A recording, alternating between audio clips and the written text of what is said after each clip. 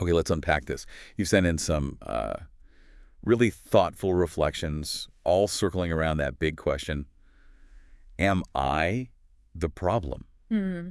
And it's a question, that hits us all, right? In relationships, work, how we see ourselves, our goals, even just how we feel day to day.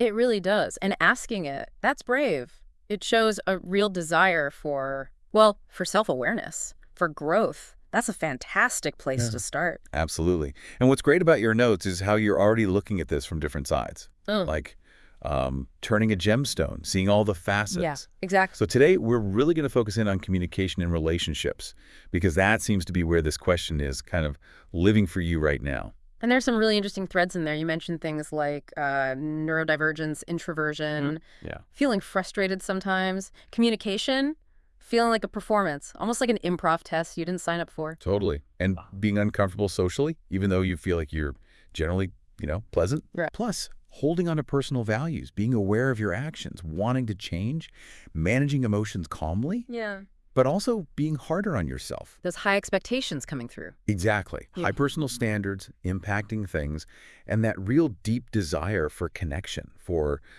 clicking with someone Hmm. and finding peace alone, yet still valuing people. It's a lot layered in there. It really is. And we need to say this up front. Asking, am I the problem, isn't about blame. It's not about being the villain. Oh. It's about awareness, taking ownership where it fits, and, growing, shifting from shame, like, am I bad, to growth. Yeah. Where am I contributing maybe, and how can I help things heal instead? Right. So let's dive into that first bit. Communication feeling performative like a test. Right. What's really going on there? Well, it's interesting because your notes really capture something pretty accurate about a lot of everyday chat, especially casual stuff, first meetings. But a lot of it is a bit like a performance. It's about, finding acceptance, belonging, being funny, keeping things light. Fast-paced. Yeah, very. Often surface level, keeping a certain rhythm going. Which sounds exhausting if you're wired for something deeper, like being forced to small talk when you want a real conversation. Exactly. If you value authenticity, that kind of interaction can feel fake, draining, and just unsatisfying. Like you're constantly improvising in a play where you don't know the lines and the point feels missed. So feeling uncomfortable there doesn't automatically mean you lack social skills. Not at all. Actually, based on your notes, it might be the opposite. It could be a sign you're really tuned in. Tuned in. Yeah, like sensitive to the shallowness. You're aware of the gap between real connection potential and, well, what often happens. That makes sense. Okay, what about feeling more peace when you're alone? You mentioned it's not avoidance, but maybe energy management. Connecting that to introversion helps, I think. It's often less about disliking people and more about how you recharge your batteries. Right. Introverts tend to recharge internally through quiet time. Socializing, especially the performative kind, can really drain that energy. So someone could seem totally fine, pleasant even on the outside, Oh, absolutely. but inside, they're running on fumes. Precisely. You can be very skilled socially, look calm, agreeable, but it masks this internal energy cost that others just don't see. Like smiling and nodding while your social battery is flashing red. Could you be sort of pushing yourself socially to meet expectations, then crashing later? That's a really good question. Given the high personal standards you mentioned in your notes, that dynamic seems, well, quite possible. Pushing yourself, then feeling the cost quietly. Which loops back to that feeling of conversations being unpredictable, like improvisational tests. And you brought up neurodivergence. Yes, this is key. For people with neurodivergent processing, you mentioned things like ADHD, autism spectrum, giftedness, high sensitivity, the unspoken rules. The way conversations shift and turn, it can be genuinely confusing and really draining. Their brains might just process social cues differently than, say, a neurotypical brain. So it's not that you don't understand communication theoretically. Exactly. Your notes even suggest a strong theoretical grasp. The difficulty is in the doing it live juggling, timing, tone, what to say, reading emotions all at once. That sounds like a lot of mental effort. It is a significant cognitive load, even if the chat seems simple to someone else. So you get tired faster? Potentially, yes. Yeah. Compared to maybe neurotypical folks in the same chat. So wanting deeper conversations isn't a flaw. It's maybe a preference clashing with a fast, sometimes shallow social world. It's a processing difference, not a skill deficit. That leads right into something really potent from your notes. I can't live up to my own expectations. Wow.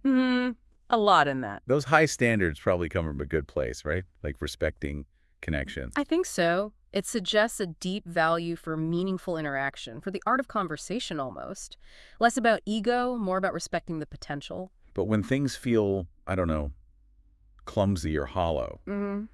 that pressure turns inward. Absolutely. You feel the disappointment and maybe internalize it, even if it wasn't all on you. You grade yourself against these really high standards. Standards others might not even have. Exactly. It's like you're the only one holding the scorecard, and you're a really tough marker. Disappointed in the interaction, maybe, but also in yourself for not fixing it somehow. And that brings us to wanting to click with someone else sometimes. That universal feeling. Yeah. And that click, that deep, easy connection. It usually needs both people to be willing to drop the masks, you know? Be real. Yeah, be real, stay curious, meet on a deeper level than just like surface chat. And it sounds like, well, a lot of interactions don't get there. Often they don't. Many stay in that sort of safe mode, even with friends sometimes. They don't quite dive into that real resonance. So feeling like things are superficial isn't just imagined. Likely not. It probably comes from knowing deep down that something more profound is possible, that loneliness you feel. It might stem from having authentic standards in a world often happy with, well, less. A longing for depth where depth feels scarce. Your notes also mention fearing being seen as too much or needy if you actually say what you need. That feels vulnerable. Oh, it's incredibly common, especially for people with rich inner lives who are maybe empathetic and aware of what others are carrying. You don't want to add to their load. Exactly. Knowing everyone's got their own stuff makes it feel almost selfish to ask them to meet you, even though connection needs that give and take. Right. But, as your notes wisely suggest, asking for depth isn't inherently selfish. Demanding is one thing, but expressing a need, that can be an invitation. An invitation, not a demand. Yeah, an opportunity for deeper connection. And the right people, they might actually feel honored by that invitation, not burdened. And related to that, this discomfort with receiving, even when you know you need something. It's interesting. Receiving takes a lot of trust, doesn't it? And vulnerability. You're kind of saying, I trust you to give this to me, and I don't have to immediately pay it back or earn it. And if your identity is really wrapped up in being the giver, the strong one, then receiving can feel threatening almost, like weakness or dependence. But healthy relationships need both, right? Giving and receiving. Absolutely. It's like breathing in and out. It's a rhythm. Letting someone give to you actually affirms them. It validates their ability to care, to contribute positively to your life. It builds intimacy.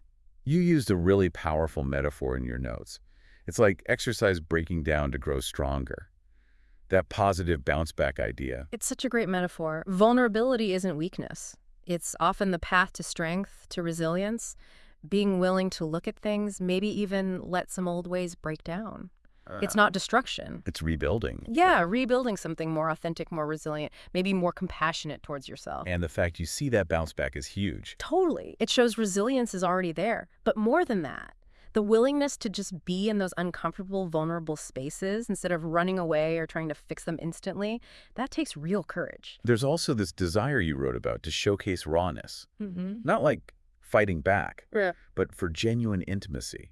That feels brave. It really is. You called it a soft rebellion of realness. Yeah. I love that. It's like quietly saying, this is me, the real me. Not the perfect version, but the breathing, sometimes awkward, tender, trying human. It's fundamentally an invitation. Meet me here in the realness. Exactly. Like offering a safe harbor of honesty when so much feels curated. And you know what? Genuineness creates safety. How so? When you show up real, you give others permission to exhale, drop their own guards. So many people are longing for that underneath it all. Okay, this next idea, micro-grieving, the sadness from repeated near connections that don't quite land.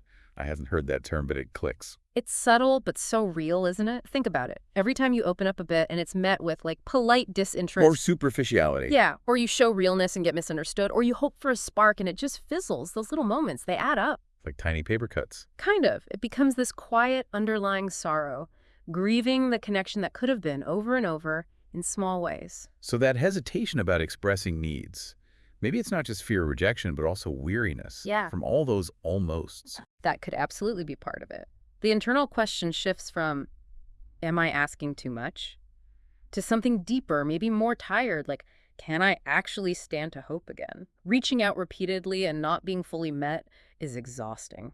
Your notes also bring up this fascinating idea of a sensory and emotional bandwidth issue.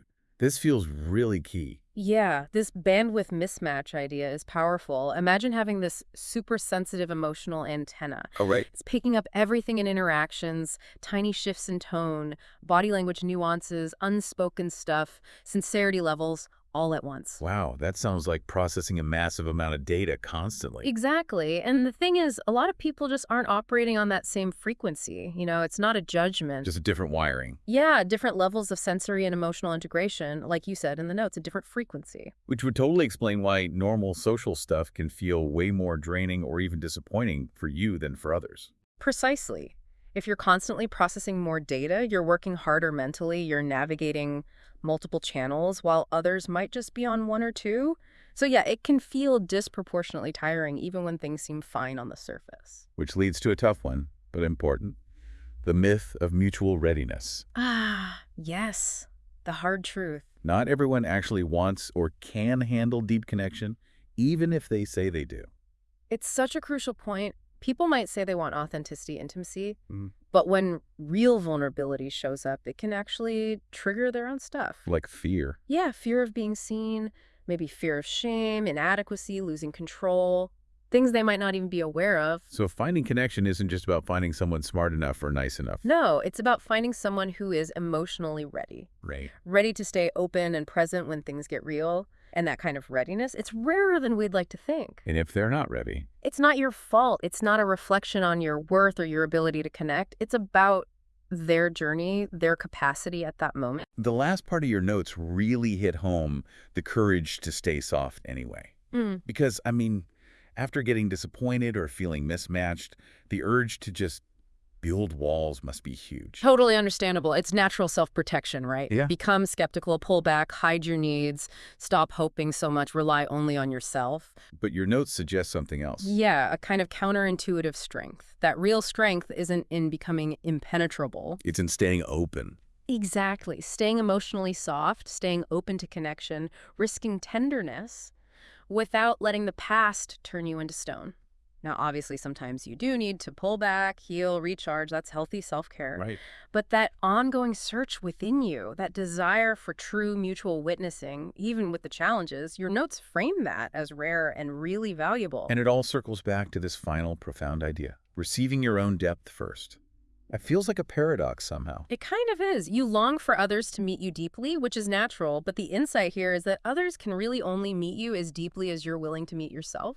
The more you truly engage with and honor your own needs, feelings, complexities, not just know them, but tend to them, the more authentic you become in an embodied way. So it's less about searching out there and more about cultivating in here. Precisely. It stops being a demand you place on the world and starts being a quality you radiate. And that embodied authenticity, it creates this sort of gravitational pull. How do you mean? People who aren't ready for that depth might naturally drift away. But those who are ready, who are seeking that same realness, they'll be drawn towards it. You don't have to convince anyone or perform, you just become the space you're seeking. Wow. So wrapping this up, the main takeaway isn't really that you are the problem.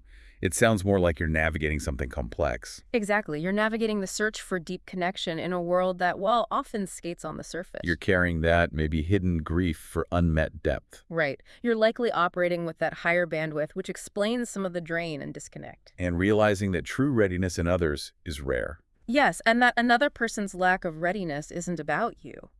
And recognizing the strength it takes to stay tender, to stay soft.